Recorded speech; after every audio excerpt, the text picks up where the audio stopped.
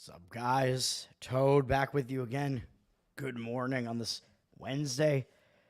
My stomach is freaking out on me, man. This is what happens when I go straight up just black coffee in the morning and nothing to eat. I'm never hungry when I wake up, man. I don't know what the deal is. I know breakfast is the most important meal, whatever I should be eating. I don't want to rant too much about that, but I just go straight coffee, just try to wake me up, man. And on top of no sleep, it's yeah, I'm probably going to die, basically. But this is better off dead. My plays went 1-1 yesterday, and it wound up being a slight win because the loser on the Baltimore Orioles' first 5 inning was plus money on that, on the run line. So I paid a little bit less on that. So I won like $5 yesterday, man. So awesome. I mean, basically, whatever. Yesterday, pretty much a wash in that case. Baltimore, all they had to do was score 1 run, man, off of Reagan, so they had a good history against. He put together a really good outing.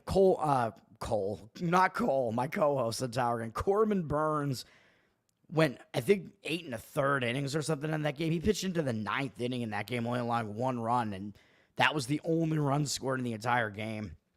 And it was 0-0, as I mentioned, through 5 innings, so the run line, if Baltimore just scored 1 run at any point during that, it would have hit. And then kind of an easy win on the San Diego side. They hit the ground running in that game and scored. They jumped on the Braves right away. The Braves obviously didn't have a starter listed. At one point, it looked like it was going to be Ian Anderson. And I was like, this guy's like 80 years old.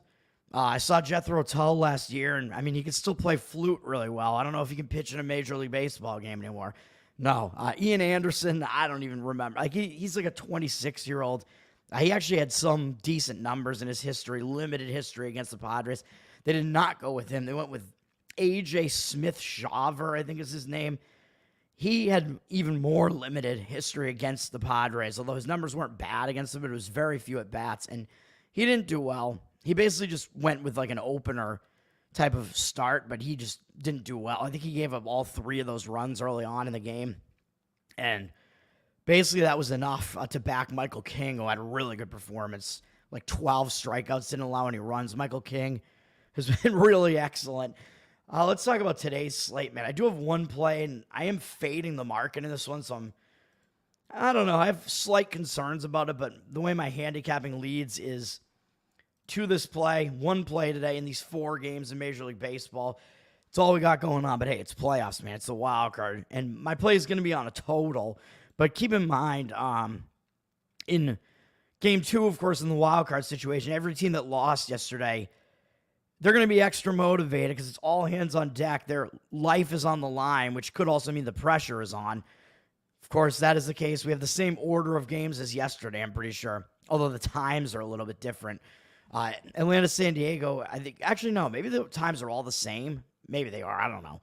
Detroit, Houston's first up. Houston, of course, lost yesterday as a favorite. Framber Valdez had 1 bad inning, and he seemed to go on tilt. I mean, that guy, he's kind of a head case, to be honest, and I think they probably should have left him in longer. His pitch count wasn't, like, so high that they should have taken him out that early, I don't think. So Houston kind of used some extra arms out of their bullpen than they probably needed to, than they should have. Like I said, he had 1 bad inning, really 1 bad hit kind of did the damage there, 3 runs, and then he didn't allow anything else, so they took him out. Their bullpen didn't allow anything. And then Houston almost was able to win, really. It was looking like they were on the verge of doing so as they had the first, I think, 3 hitters reach base in the 9th inning. Detroit's closer, Foley, did really poorly, and they took him out almost immediately after he let those 3 guys get on base. I think they only let him get 1 guy out, and then Brisket, Bo Brisky, who he came in, he was lighting it up. He was throwing 100, man. There's a reason why he's not a starter anymore. They just want that guy to come out and throw gas like right away out of the bullpen and just high heat for a limited amount of batters and get them out of the game, and that's what he did. He was able to end the game. I think he only allowed 1 more guy to reach base for Houston. Houston left the bases loaded, so they were threatening, down 3-1. I do kind of lean to the Houston side in this one. I mean, of course, you're paying a huge price for it because they have at least the perceived starting pitching edge here. I think they do have the starting pitching edge, but it's hard to gauge in this one, which I'll explain shortly. The market does look like it's on Houston, But again, Houston, life is on the line. So they have extreme motivation here, but the pressure will also be on. But they're also kind of used to this thing. I mean, this is a very experienced, playoff experienced Houston team with a lot of guys who have been on their playoff teams. So, that just is the way that it is. Houston up from minus 161 to minus 173. Do I want to actually lay that big of a price with Houston? I don't, after they used probably too much of their bullpen yesterday, although their bullpen is good. And I think, like I said, their starting pitcher, I think, could potentially get them fairly deep into this game. 76% of the tickets on Houston and 86% of the cash. So public's still not buying into Detroit, even though they pulled off the win last night. Cash even more so on Houston. So it does look like I said, there is market indication on the Houston side and on the under to some extent, with the tickets and cash both being at 58%, but the line dropping from 7.5 juice to the over to 7.5 juice to the under. These playoff totals are all listed at lower numbers, man, because playoff games tend to be lower scoring. You tend to get more focused pitching, and teams use their best of the best, better pitchers because they really need to win these games. But in this game, so we have Hunter Brown pitching for Houston. He's turned his season around, man. He had a really rough start. He's a young guy still, 26. His numbers were unbelievably bad at the beginning of the season, to the point where it was like, how is this guy even in a starting pitching rotation? Completely turned it around to finish the season with a 3.49 ERA. 1.27 whip is still a bit high. I mean, he's a hard thrower, like a strikeout guy, but he walks too many guys. He pitched well over the course of the last couple months coming into the playoffs here, though, man. 1.45 ERA in August, 3.13 in September, and I think his last several home starts were all quite good. So he's been pitching really well recently at home, except for this Oakland game. I don't know how to explain that one where he gave up 5 earned runs, but if you throw that one out, he was pitching really well, especially at home, but just overall as well. Up against Detroit, his numbers are kind of a mixed bag, but mostly decent, and 64 at bats, so they have seen him a lot. 21-6 strikeout walk ratio. He's held him to a 266 batting average, 672 OPS, so he has decent numbers against Detroit's offense. So Hunter Brown, I mean, he's the guy you got to expect him to go deeper into this game, hopefully for Houston's sake, save some of their extra arms, and for my sake, because I said Houston was my pick in my bracket to win the whole thing, and now one game in and they're already on the verge of elimination, so that's just great. But like I said, I do lean to their side just because it will be all hands on deck. They're going to do whatever they can to try to win this game at home. They have the better offense still, and I don't expect their bats to be held completely down like yesterday. I mean, they faced Tarek Skubal, man. I mean, what can you say about that? Even though Houston does hit lefties pretty well, Skubal is a different breed. He's one of the remaining, starting pitchers in baseball who's just unhittably good almost, and he had a great start yesterday. Really good performance from Skubal, and I believe his first ever playoff outing. He was excellent yesterday in a high-pressure environment on the road, too, against one of the better offenses in baseball, so very impressive from Skubal. Like I said, I think he should be the AL Cy Young winner. Detroit in this game, though, we're getting a different approach here. Tyler Holton is listed as the starter, and I did say Houston hits lefties pretty well, but this is going to be something different, man. Detroit throws off all your starting pitching handicapping tools, man, because Detroit goes with the opener approaches. As I've mentioned before, a lot of times they don't even list who their starter is going to be. Detroit, for most of the remainder of the season, and it's actually worked out shockingly well for them, they've gone with one actual starter in Skubal, and they've gone basically with an opener approach, just besides that, after they had some injured starters earlier in the season, and they traded away Flaherty, which I've bashed them for that because he was one of their best starters, and I still think that they would be better with him than without him. But they've been going with the opener approach, which A.J. Hinch, their manager, has been using quite effectively, to be honest. It's the reason why Detroit has made the playoffs, because they only let you see a certain pitcher for, at most, maybe 2 times through the lineup, and that's kind of the whole idea with the opener approaches. You make it into a bullpen game, so you're constantly rotating new pitchers in and out. You're trying to shift between the dynamics of the different pitchers. You're trying to play some matchups as well with those pitchers, and you are basically not allowing your opponent's lineup to see those pitchers more than once or twice over the course of the game. So as I always say, that pitcher tends to have the most advantage the first time they face hitters. Even if the hitters are familiar with them, they have to still kind of adjust to facing them again, playing them again in a real game environment. So that's the idea that Detroit is going with here. And, of course, when you're bringing out guys like Bresky and stuff, Brisky, who have like 100-mile-an-hour fastballs and whatever, those fastballs, their arm gets tired pretty early on. So they're at their very best, and the hitters are least familiar with them, obviously, the first time they face those hitters. So basically, you're keeping your arms fresh and unfamiliar, basically. So that's the idea of the bullpen game. I don't love it. I'm too old school, man. I love the days of the old school grinding starting pitchers, just these great starting pitchers. And if we see the league trending towards not even having that anymore, I think it takes something away from the game, man. I mean, I grew up in the 90s watching the Red Sox with Pedro Martinez, the best starting pitcher that I'll ever see pitch in an actual game environment. I saw him. I saw Kurt Schilling when he was on the Red Sox. I've seen some good pitchers, but, man, Pedro, dominant stuff in like 99, 2000, around that time. Every time he was out there, it was like a guaranteed win almost. It was crazy. There was nobody else like that in that era, in the steroid era too. And he was this tiny frame dude just going out there and just completely fooling guys. I mean, he didn't throw ridiculously hard, although he had a decently hard fastball, but he was really throwing people off with his breaking stuff, and his changeup was nasty, throwing them all basically out of the same arm slot, and hitters just could not adapt to it. All right, enough of my Pedro love here. Detroit, Houston, yeah. So I lean to Houston and the under in that one, but not going to be a play for me.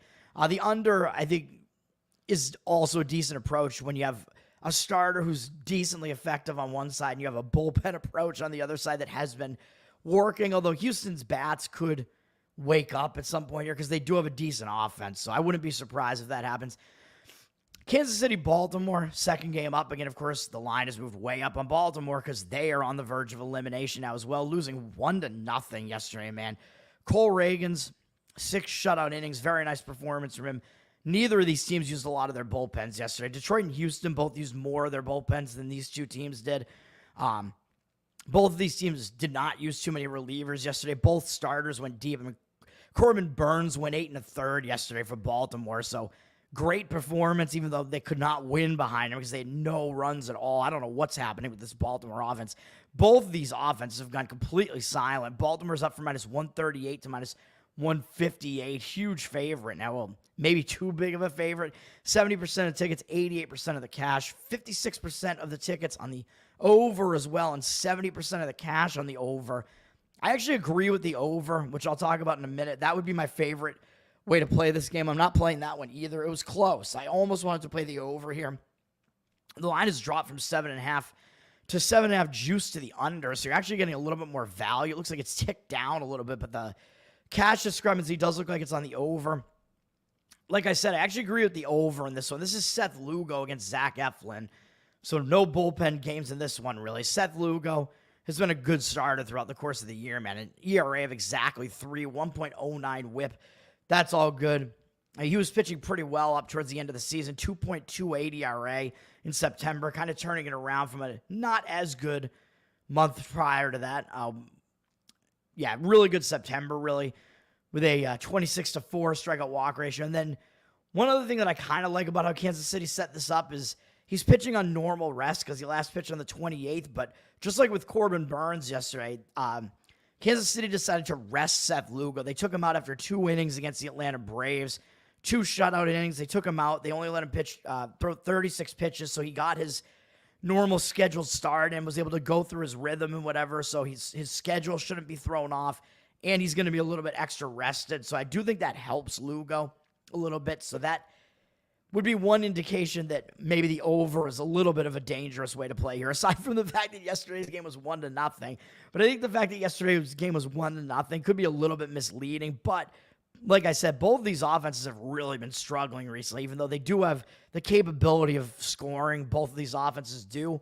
And in this game, the starting pitching matchup against these opposing hitters would be the reason to take the over here. Seth Lugo, as good as he's been, and yes, he is well-rested coming into this game, so that's part of the reason that keeps me off of the over just a little bit here. But in 32 at-bats against Baltimore, they've hit him well with a 375 batting average and 1,175 OPS.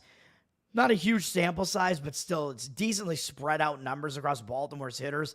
They've been able to hit Seth Lugo pretty well, so he hasn't done very well, specifically against Baltimore. And on the other side, Zach Eflin, also putting together a nice season. He was traded over from Tampa Bay when Tampa Bay started unloading some of their guys. Eflin was doing well when he was on Philadelphia in the past as well. So Eflin is a dude that does have playoff experience, I believe, with Philadelphia.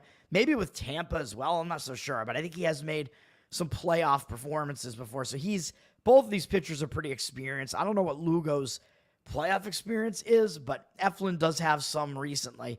3.59 ERA, at least I'm pretty sure. I haven't actually looked, but I think so. 3.59 ERA, 1.15 whip. Eflin putting together a nice season that I think got a little bit better once he got traded over from Baltimore. After that, he put up a 1.4 ERA in August and 3 ERA exactly in September. So he's been in good recent form as well. Pitching pretty well, maybe a little bit too wild, but most of it was 5 walks against the Yankees in his last outing. So I don't know if there's that much you can really take away from that because he wasn't as wild in those other games. He's pitching well overall, but against Kansas City, his numbers aren't that great in a big sample size of 96. 10-4 strikeout walk ratio is not that impressive. You kind of expect higher strikeout numbers from Eflin and potentially lower walk numbers too. 292 batting average and 810 OPS against. So Eflin has not done well against Kansas City. So neither of these starters, even though their overall stats look good, which is why you're seeing a very low total here. Again, I like I said, I think you can find specific matchups and pick specific matchups where you might actually be able to find some value otherwise. And I do think you might be able to find some value on the over in this one. What's up, Andre? Kikuchi? He's not starting today, man. Or is he coming out of the bullpen?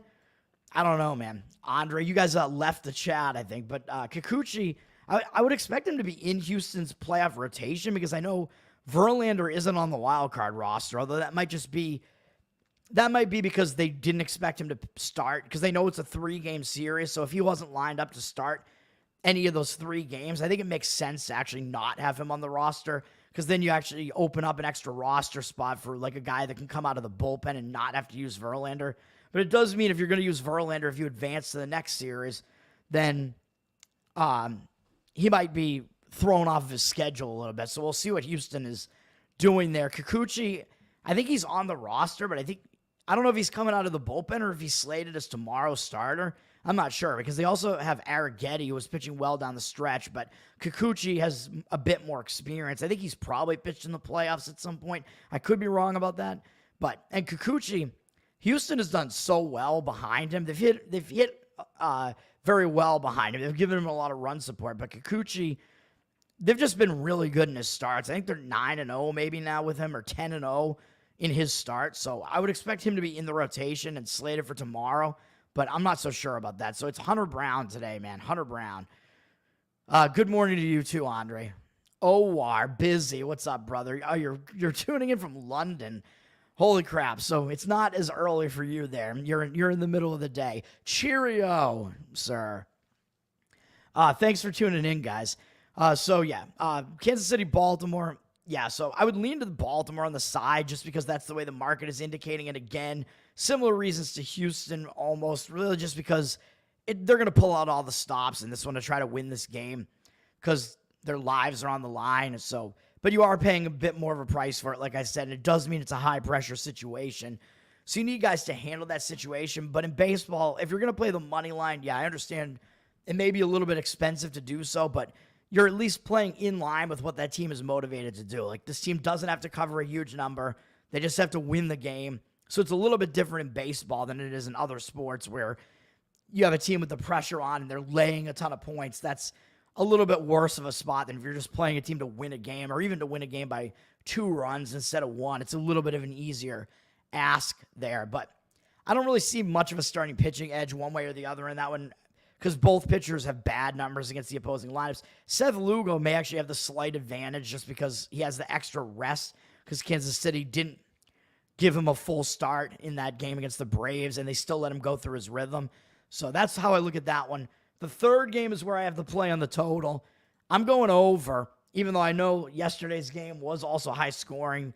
The way that I handicap these situations, I think it makes sense to go over, and this is not much of an ask to go over this. It almost looks too easy, and I understand I'm siding with the public here as well. Yesterday's game was the only high-scoring game that we had out of the 4. I understand all that, but there is a reason for it, man. Both of these teams have been hitting pretty decently. We'll see. We'll see what the starting pitching matchup looks like here. The bullpens were used to a decent amount yesterday, so the bullpen rest situation isn't as great. I am still a little bit concerned because Milwaukee actually does have a good bullpen. Mets, maybe not quite as much, but Milwaukee did use a bunch of their guys. Well, they used some of their guys, so they did use Savale out of the bullpen, so they did kind of save some of their better relievers, so that does worry me a little bit. And I guess the Mets only used 2 relievers, and they kind of saved theirs too by using Butto for 2 innings there. So they actually did save their bullpens a bit, but this starting pitching matchup is kind of where the play is. If you wanted to play over in the first 5 innings, I think that would make sense as well. On the side, we do see Milwaukee flipping to the favorite from plus 109 to minus 105. Mets have the public coming in on them with 56% of the tickets and cash on them. The market is indicating on Milwaukee, and I guess that's the way I would lean there, even though I really don't think Milwaukee has the better of the 2 starting pitchers here. Just pure market read. And you're asking Milwaukee. I mean, Milwaukee, again, they're the team that lost yesterday. 3 of the home favorites lost yesterday, and I liked all of them to win, so I thought they would probably go like 3-1 or something, and they went 1-3. Luckily, that one was the one that I thought had the biggest edge with San Diego.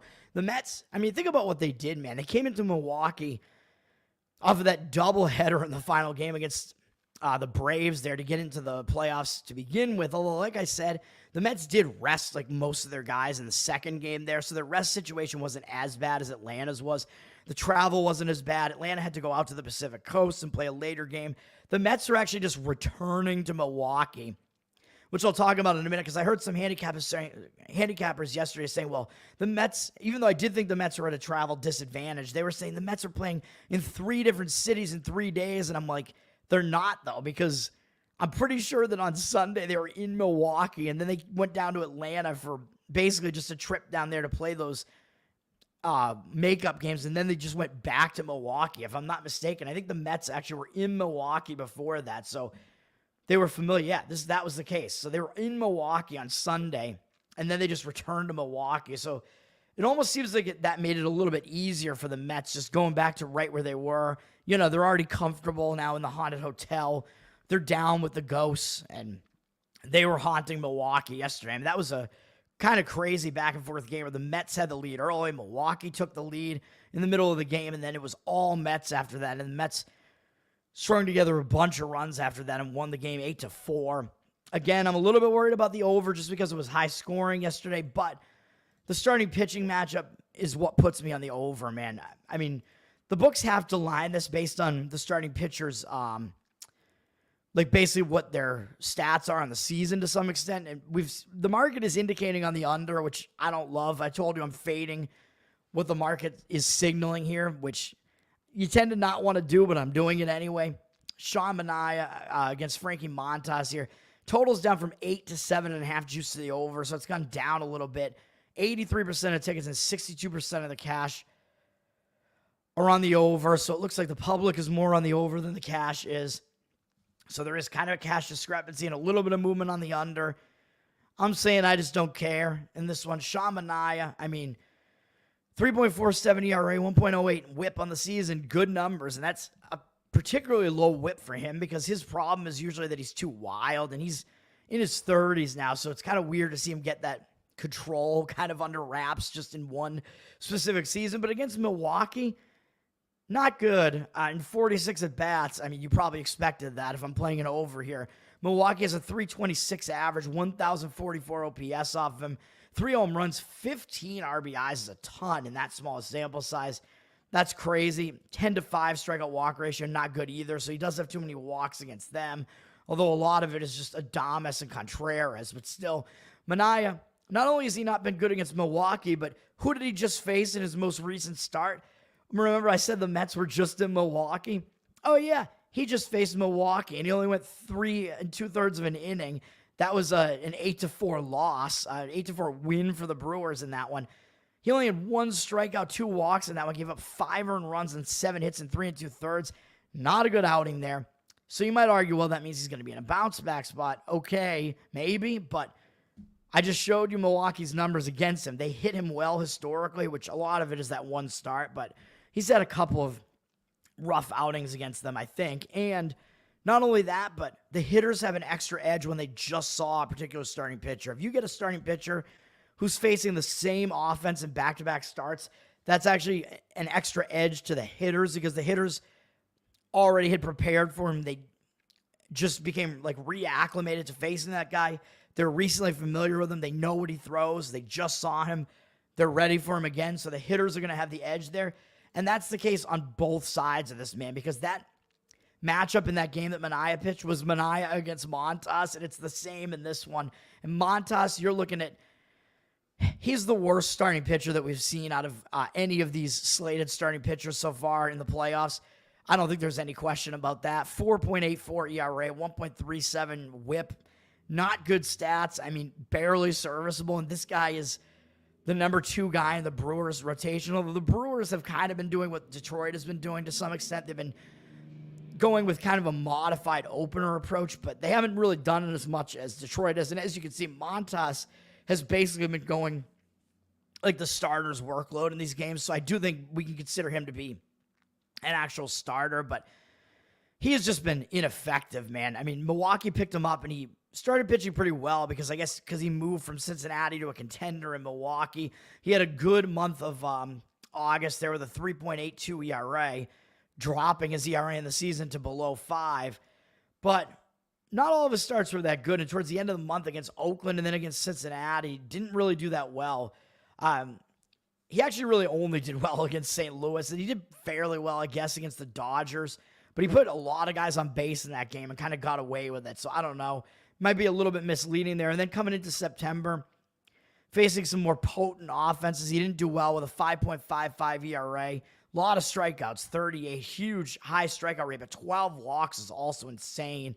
And so is the 7 home runs. So he was not allowing that many hits, but he was allowing hard hits. He was allowing a lot of home runs. He was wild as hell, just walking a ton of guys. Doesn't look good for Montas, man, to be honest. Just not in good recent form.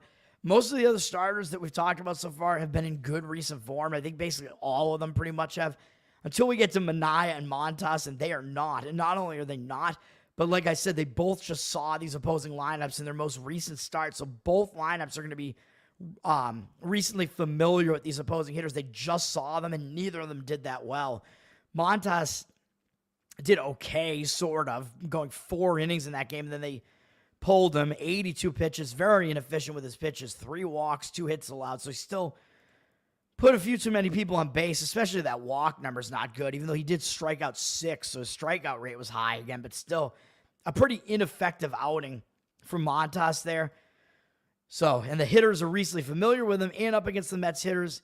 His numbers aren't really that great against them either. 69 at bats worth, 69. 19 to 10 strikeout walk ratio is not good. That's way too many walks, although a lot of them are clustered. As you can see, he's walked Lindor a bunch, so maybe some of those are intentional walks. But still, I mean, he's going to have to face him in this game.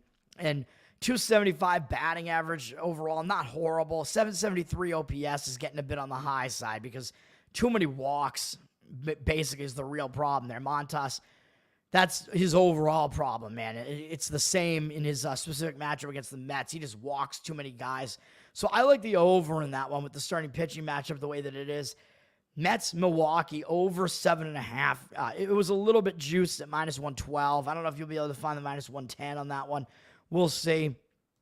But I like that one. And then the final game, the only series where the home team won yesterday, was my play on the San Diego Padres. Atlanta, San Diego. Atlanta's rolling out an actual starter in this one, at least for their sake, with Max Fried against Joe Musgrove. San Diego's gone up a little bit in the market from minus 113 to minus 124. The market still looks like it's indicating on San Diego.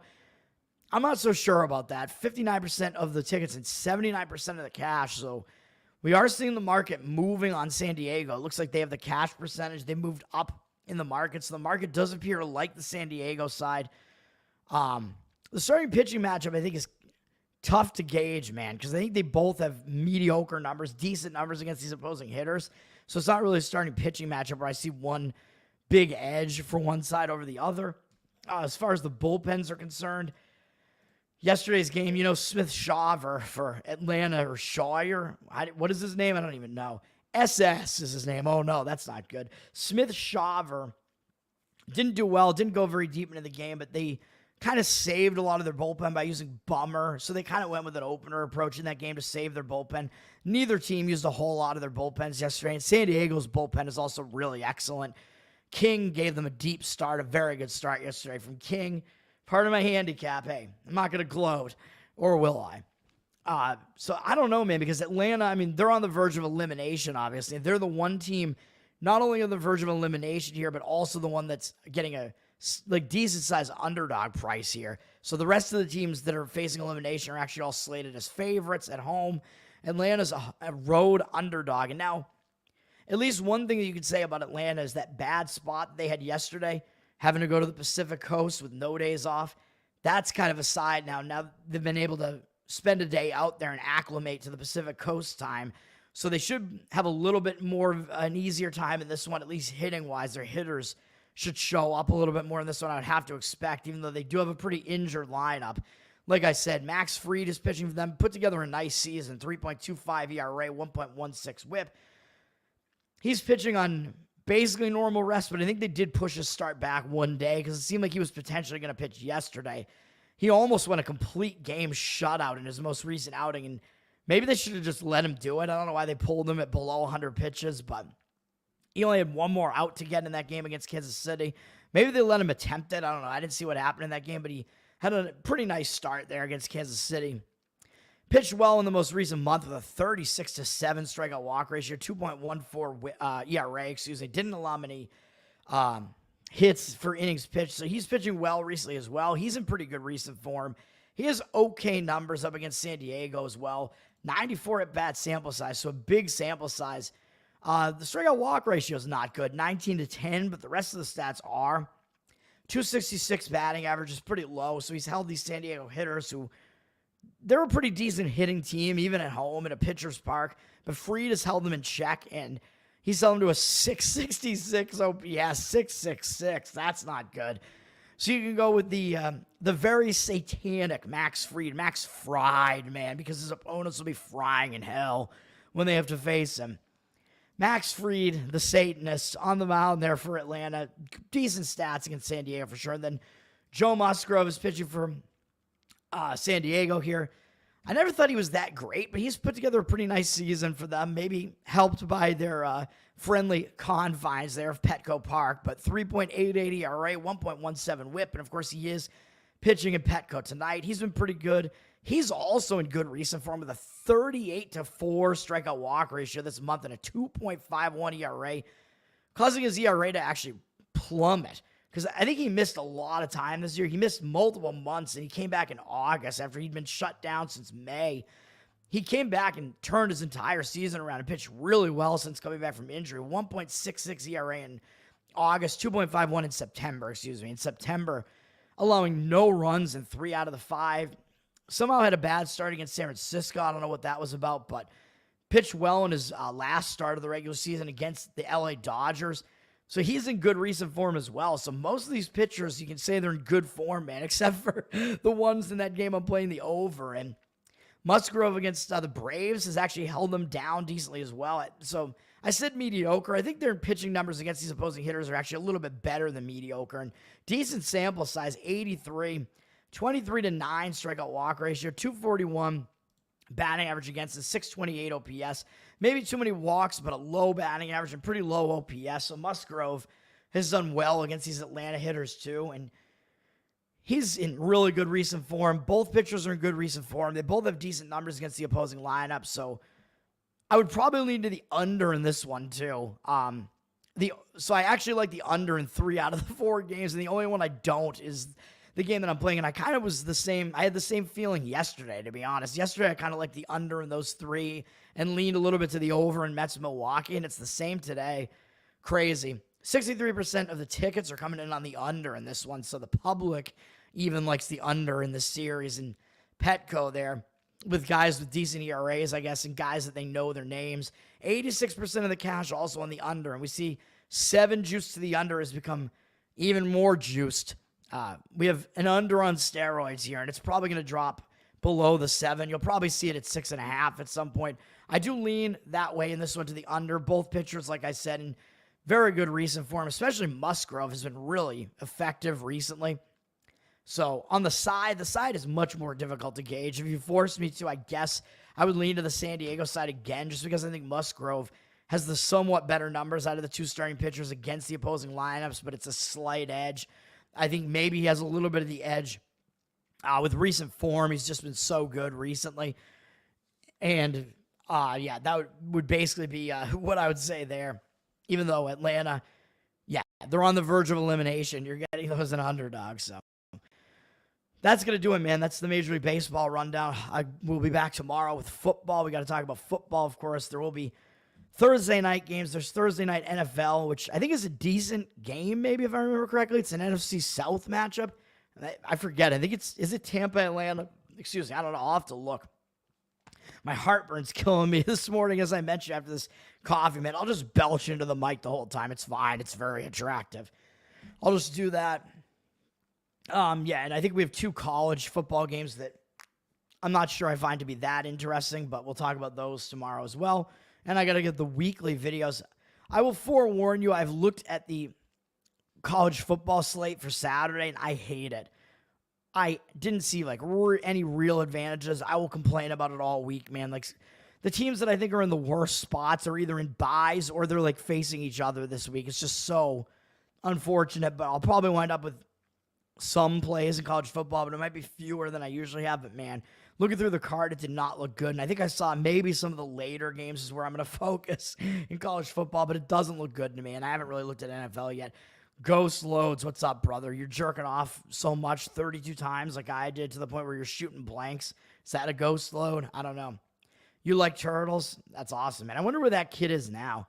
He's probably like in his late 20s now or something. He's probably a father. Can you imagine that? If you're the father of the if you're the son, of the I Like Turtles kid, that would be crazy. Be like, yo, my dad's the I Like Turtles kid. And the only people who know what that is are the elder millennials like I am, who remember that shit, one of the earlier memes of the internet days, I think. I don't remember exactly how long ago that was. Maybe my time is just all skewed, my sense of time, just like Atlanta's was yesterday, having to go to the Pacific Coast. That's going to do it for me, man. The one play, even though I'm fading the market indicators, Mets Milwaukee over 7.5. Slight juice on that one at -112, though. I don't know if you'll be able to get it better than that. If the market keeps indicating on the under, maybe you'll be able to find it at the straight up -110. I don't know. It's close to it right now. Have a good day, guys. I'm Tower Gang Toad, of course. Follow me on Twitter. Follow the Tower Gang Podcast. I will be back tonight. We are on at 9:11 p.m. If you want to laugh hysterically, we are the most hilarious podcast on the planet. We'll be back to a Just the Boys episode. And I think it'll be the first time where the boys are back and we're all back together in a long time. Because I don't think any of the main hosts are out tonight. So I think it will be the core group will all be there. Whereas I was out last week. Cole was out the week before that. So it's been a while, man, since we've had the core all together there for Tower Gang. So 9/11 tonight. Tune in. YouTube, Odyssey, Rumble. We'll be there. Sign up for the Patreon. Patreon.com/Tower Gang. You'll get bonus content, baby. You get live pre-show, live post-show. You can do it tonight if you sign up. I'll post the links in the locals still. We're still on locals as well, but we're trying to shift over to the Patreon. Patreon's where it's at. Patreon.com/Tower Gang. And you get to hang out in a Telegram with us as well. That's going to do it for me, man. Have a good Wednesday. Tower Gang Wednesday, baby. It'll be a good night. As long as I win that bet. I don't know. If I go 0-1, it's not the end of the world, but I really don't want to. I need to not only get back in the black on the year again. I'm very close to it right now. I'm right on the verge again. I was just up ahead of it a couple days ago. I need some padding there. I need football to come through for me. Thanks for hanging out, guys. Tower Gang Toad on Twitter. Peace out, Ghost Loads. Disappearing like a ghost, like you're in that Milwaukee hotel that they put their opponents in. Hopefully the hauntings cause the pitchers to really suck tonight for my sake. Peace out, guys. Thanks for hanging out. Have a good one.